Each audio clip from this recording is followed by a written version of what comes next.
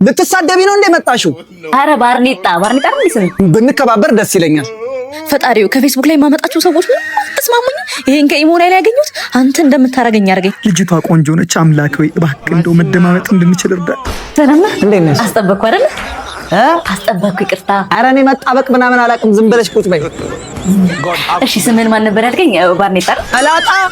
ልትሳደቢ ነው እንዴ መጣሽው? አረ ባርኔጣ ነው ስም። ብንከባበር ደስ ይለኛል። ማንኛውም ለትዳር መስፈርትሽ ምንድነው? የኔ መጀመሪያ መስፈርት በጣም የሚያዳምጠኝ ሰው ፈልጋለሁ።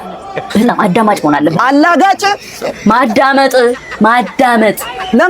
ለማላገጥ እዛው አናላግጥም እንዴ?